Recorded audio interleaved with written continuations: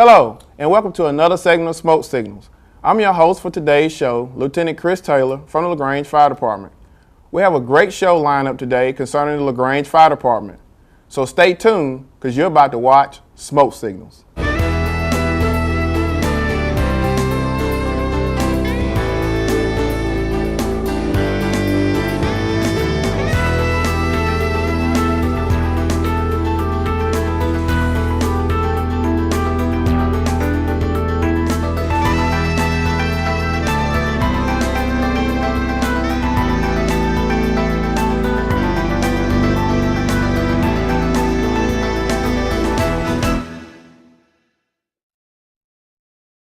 Welcome back. Today we have with us Chief of Operations, Chris Smith. Hello, Chief, and welcome to the show. Thank you for having me here today. It's a pleasure to have you on the show, and I know you've been on the show a number of times, and it's always good to have you here to talk about some very important information concerning the LaGrange Fire Department.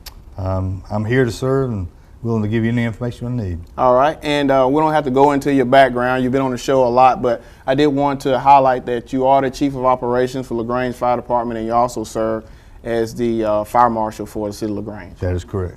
Okay. Today we have a very important topic that we want to discuss concerning the annual report and for 2012. So let's talk about what is the process of putting together the annual report in the first place? Okay. The process is very labor intensive, but it's a culmination of all the data that's been collected over the past 12 months from January 1 till December 31st of 2012. That runs from your call volume to your response times, your training evolutions, your training hours, your prevention activities, public education activities, your maintenance schedules, everything, any activity that the fire department does, we combine it and get the raw data out of it. We take this data and create an annual report. Okay, and usually when you put an annual report together, what are the resources that you have to utilize to get this data? Well, we're very fortunate in LaGrange. We have a software, the Firehouse software that we're actually on, that culminates a lot of that data. Okay. A lot of the other data we have to get from statistical things like 911 reports, data that's driven outside the firehouse itself, some internal data, and some external data as well. Okay, all right, good. Now, what are some of the components that help put together an annual report? Okay, we break our annual report into sections.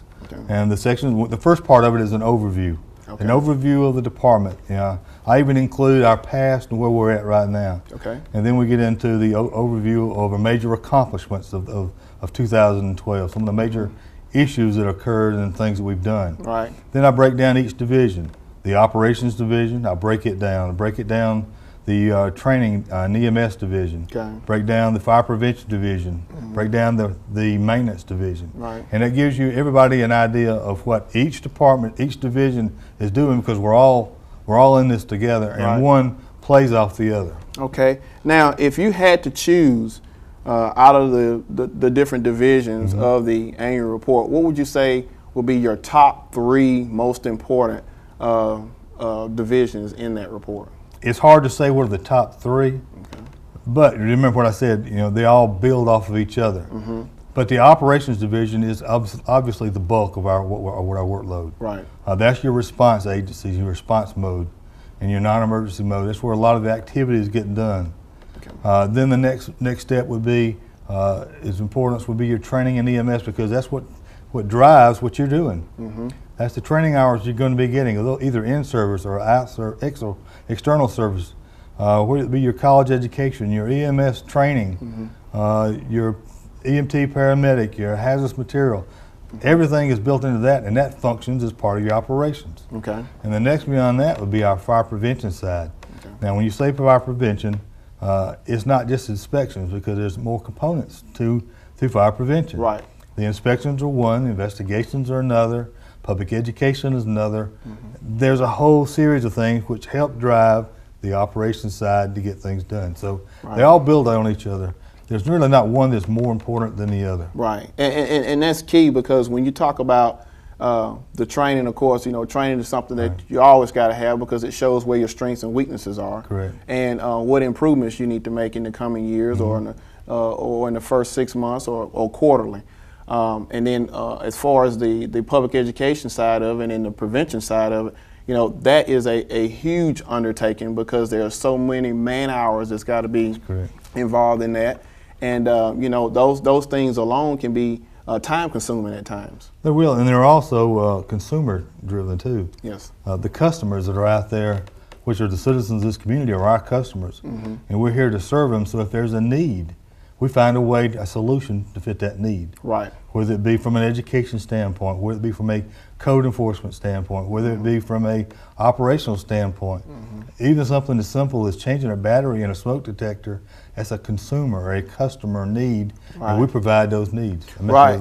And me being a part of the public education side of it, I see it firsthand because you know, I get some of the requests that are asked from the community on various types of events, smoke alarms, fire extinguisher training classes, and etc. And you know, there's a big demand for that, and they just happen. You know, there's not just one particular season of the year that these take place, but you know, when people do call, when our citizens do call, we try to do what we can to accommodate them in any way possible. We do, and also, you know, each year they set aside the month of October for Fire Prevention Month and a certain week for Fire Prevention Week. To the firefighters in LaGrange, it's a 12-month, 365-day ordeal. Right. Every day is a fire prevention matter. Right. Because if we can make an impact, a low impact, a small impact here, it can have a huge payoff in the future. Yes, definitely. And we're in the business to prevent fires. Right. And that's the most important message that we can send anyone in the community is how to prevent fires and how to protect themselves and their families from not only just fires, but any type of a hazardous condition or situation that may threaten our community or surrounding areas. Yeah, you know, you take public education. It's just one example. When you were in the third grade, you're teaching a third grade child or student, teaching them about public education and fire prevention. You don't see the benefits of it until they become a teenager or young adult. Then they have a family, and what they've learned is instilled in their young family. Right. It may take 10, 15 years. Right. Now, do we remember who all we've taught? Trust me, they know that they've been taught by you. Right. So the impact, and if it decreases numbers later on down the line, then that's benefit for us. Right. Now, as far as the annual report, we talked about services. What are some services outside of what we've already discussed that we provide in the community? Well, we provide community-based service. You know, yeah, we change out smoke detectors and batteries. We also check homes upon request. We do blood pressure checks into the community, into the senior center every Monday, and in some of the apartment complexes on a quarterly basis. Making people aware of what their physical condition is and their physical, the blood pressures and are. So if they need to get them checked, whatever, it helps them secure a better future for them. Okay. Other things we do is from an operations standpoint, we get out and meet with the community. There's nothing for someone to go talk to a class or speak to a group of people of 200 or 300 people. Getting out the message, and the message is fire safety. Right. And that's just from a public education. From a training division side, the two people that we have in training division right now are going into the community teaching fire extinguisher classes. They're teaching emergency action team training. They're teaching CPR, some of them teaching first aid, teaching EMS classes, hazardous material response. They're teaching all the different categories there, as well as teaching our own people. The operations side are assisting in all these endeavors. Again, like I said at the beginning, one feeds off the other. When you say one person is doing it, you actually mean there's 59 other people that are backing up to them, supporting them. Right. Good. And that's what counts. And, you know, once the annual report is done, it's a accumulation of everything that's been done from each division, and everybody has a hands-on approach on achieving that single goal. I'll give you an example. Our value to loss analysis last year had that we had a 97.22% save rate, 2.68, if I'm not mistaken, 2.68 of a loss. That is monumental in with the actual impact we have on the community, with the value of the property and what we could save. Because the community now has a buy-in. Right. It's not a loss. It's a buy-in. It's a save. There's a story to tell. Right. And there's a story to tell, and then the department actually will grow from that. Okay. And what are some other statistics that you have that that was part of the annual report? Well, one of the biggest things for 2012 in the annual report was a 6-month ordeal or more or longer in preparation for our ISO review. That's the Insurance Service Organization, which determines what your insurance rating is going to be, what classification it's going to be. Right. The lower the classification, the lower your insurance. The higher your insurance percentage of a decrease you get, right, or savings. Right. We are a Class 2 department. It took a lot of work to maintain that Class 2. We achieved Class 2 status in 2002.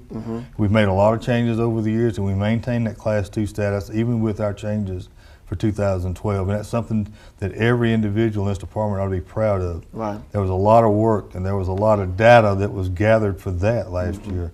A lot of flow data from hydrant systems, and it's a working relationship with the water department, the utility department of the city, the GIS, the information services, the IT department. Everybody working together as a whole is one unit for the city. Right, and since you talk about ISO, you know, when the next time it's time to review again, there's even more data than what you had from before that you're going to have to try to still, like you said, maintain that 2 rating. It will be. They'll still want flow tests, and they'll still want structures and how they're built. But remember, as everything is being constructed now, it's a different construction factor. Most of the larger buildings are having sprinkler protection, which enhances the fire protection capabilities. And ISO will not be any easier. Right. It's probably going to be hard because there's new conditions and new restraints each and every year. But we're up for the task. Right. And being the fire marshal, you know, that it takes a lot of undertaking because you got to stay up to date on the codes and the standards and things of that nature to see what are the changes and make sure that those changes are being followed. Yeah, one of the components for ISO is a review of all your pre-fire plans, all of your fire inspections for each facility. We have both a electronic and a manual collection of all those documents with pre-plans and drawings of what a facility will look like. We update those on a routine basis. Right. Each year we'll go to each business and we'll touch that business and find out if there are any changes in ownership, any changes of the commodity or the classification of the building. We do a risk analysis this year. We're starting that to make a risk analysis of that building and compare with adjacent buildings for exposures. Right. So we're actually preempting ourselves. We're actually fighting the fire on paper before it gets there. Right. So we actually figure out what we're going to do from a tactical standpoint. Right. And another component to that, when you talk about the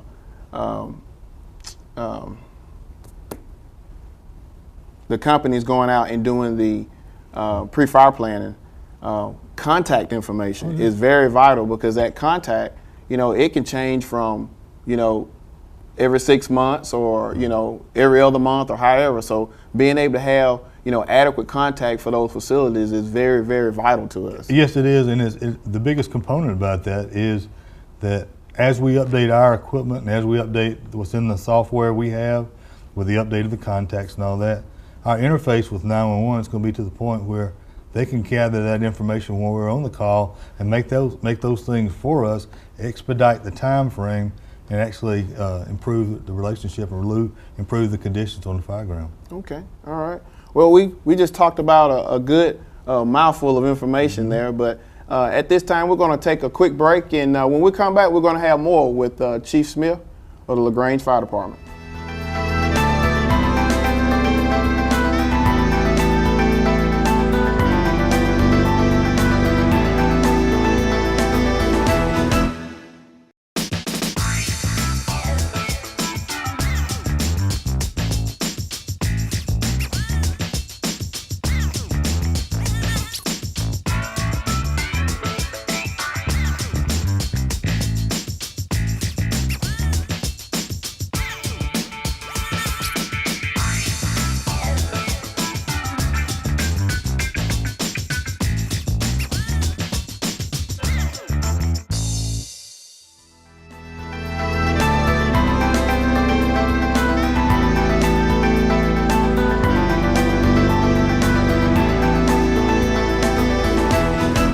Welcome back. We've been here discussing the annual report with Chief of Operations Chris Smith. So, Chief, at this time, if you would, just kind of give us an overview of the report for 2012. All right. Actually, beginning in the first quarter of 2012 on through the end, we were audited by the Georgia Firefighter Standing and Training Council for all of our training activity, our training records, all of our paperwork that we have, everything that was filed from the state, which includes your course curriculums and your course guides and your workbooks and exams. And we completed that audit in satisfactory condition. Exemplary condition, as a matter of fact, because they particularly loved our records management system that we have to keep up with everything. Well, that's important to have good record management. Yes, it is. Also, we were audited by the Department of Health and Georgia Department of Health Services for our EMS first responder licensing from all the trucks and all of our equipment and all of our training and EMS recertifications for both levels of EMT basic, intermediate, advanced, as well as paramedic. And we've completed those. We began a process a couple of years ago, and we enhanced it last year. It's a process of achieving or of applying for the accreditation process through the CSFI. We've taken all internal policies that we had, all SOPs, SOGs. We're reevaluating those, making changes, upgrading them, updating them, restructuring our hiring process, our hiring standards, creating new physical agility testing standards, various policies in conjunction with both internal and external components of the city. So we're looking at everything to make it better for the future and to reach that accreditation. In so doing, we transferred 2 people from our suppression to staff as training officers, which has really worked out good because one is in charge of the EMS side, one's in charge of the fire suppression side, and they work jointly together with everyone else in the department. We actually put on a rookie school last year, over 120 hours per person, 240 hours from ISO requirements and all were done. He had students from West Point, Heard County, LaGrange, Strip County going through this class. We had 100% class achievement, 100% participation and pass rate on that. Good. We've already mentioned the ISO, a Class 2, which is a huge undertaking and a huge accomplishment for the city as a whole, not just the fire department. Now, speaking of the ISO real quick, what is the percentage of departments statewide that has a 2 rating? We're in the 1.9% upper echelon of the state of Georgia and about 12.5% across the United States. We fall into those categories right there. So some good numbers. It's some very excellent numbers. One of the major accomplishments that the individuals that work for the fire department actually accomplished a lot on their own was the reconstruction of the station on Eritron Parkway and our relocation from Lonely Place Station to the Eritron Parkway Station. Did a lot of construction ourselves in conjunction with other city departments at a huge cost savings.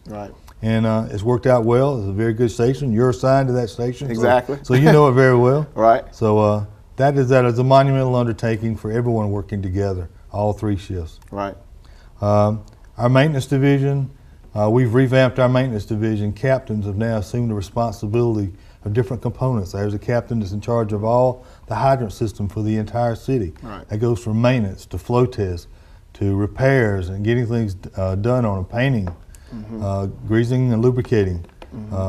He's responsible for that and maintaining the proper records. The other one is another captain is in charge of equipment. That is small tools and equipment, the purchasing aspects, the testing aspects, your hose testing, your ladder testing. There's a lot of things that go on to make a fire department run. Another captain is in charge of all of our apparatus. He's responsible for getting things in and out of the shop, getting things repaired, putting things street worthy, and everything in working order to protect the citizens. Then our other captain, he's responsible for all the stations, station maintenance, station supplies. If it's an issue, he corrects it.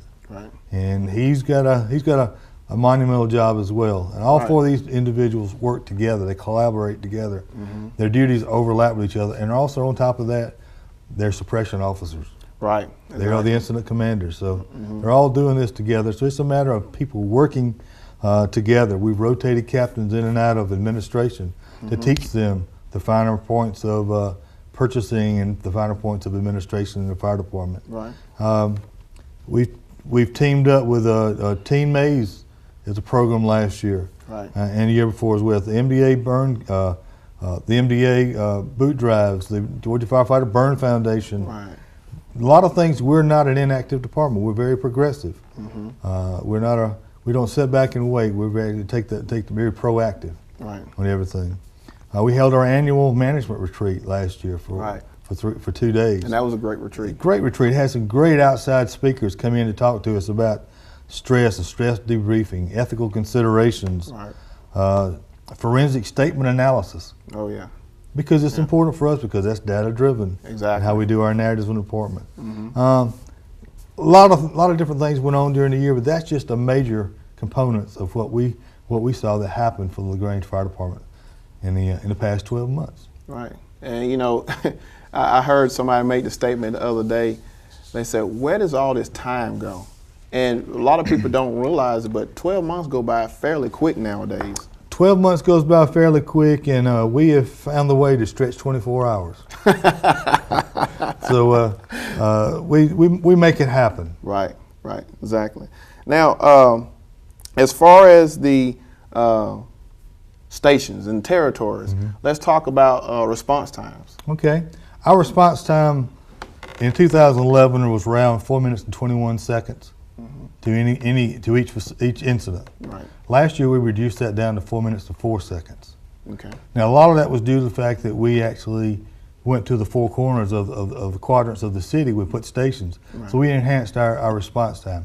Our goal is to make it is to decrease that time into the 3 minute range. Okay. That is our goal, and we will achieve it. It's just better communications, better response, better data driven. Right. You know, a lot of things we can't control, but what we can control, we can improve. Right, exactly. And it's always good to have improvement, because there's always room for improvement, regardless of what kind of service you're providing. You always want to, I guess you could say, be on that road of excellence at any given chance you have. All right, you don't want to settle, because you can always do better. Right. Okay. Now, let's talk about some goals and objectives for the upcoming year. You know, we're already in 2013, and it'll be time for another annual budget before, I mean, not annual budget, but an annual report before long. Right. And what we're looking at in 2013 is we're looking to mention that accreditation process a while ago. Right. We're looking at it taking the next step in accreditation. Right. And we feel we may be ready for it by the end of the third quarter of this year. To have people actually start looking at some data, or making some reviews, some instant review, upfront reviews of what we've done, to give us an idea of where we stand at right now. Right. That is an accreditation standpoint. We're also looking to enhance our training. Okay. There's already classes that have already been created, and putting them out there. There's one, the financial management, which I'll be teaching this week in the officer development class. Right. That's something a couple of years ago was unheard of, but now you're learning every component of what it needs to be an officer, and it's teaching these young firefighters and sergeants what's expected to be an officer. Right. So you won't get into the role and have to fend for yourself. You're up front and you've already been taught. Right. That's some of the goals.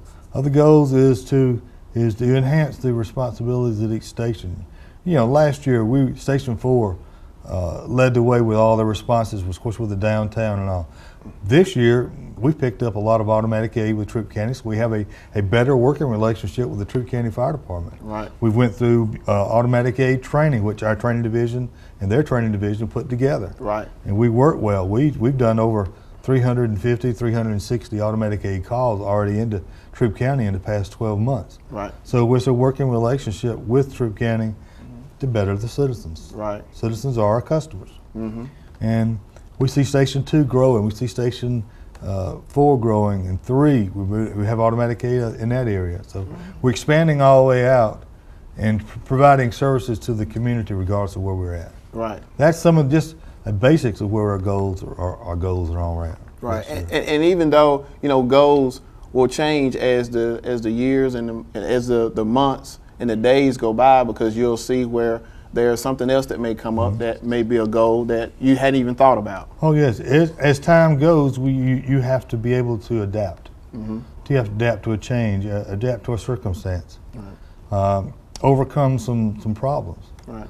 There's nothing in this life that is not without problems. Right. So we have to overcome them, adapt them, and make them better, and then the citizens will be very transparent. They never see that. Right. Well, it's been a pleasure, Chief, to have you here and to discuss the annual report of 2012. Okay. And a lot of great information, a lot of great accomplishments, and we're definitely looking forward for future accomplishments in 2013. Well, glad you invited me here, and glad I could get here. All right. Well, we want to thank each one of you and Chief Smith once again for being here on the show, and we'd like to thank each one of you for another segment of Smoke Signals. Until next time, take care.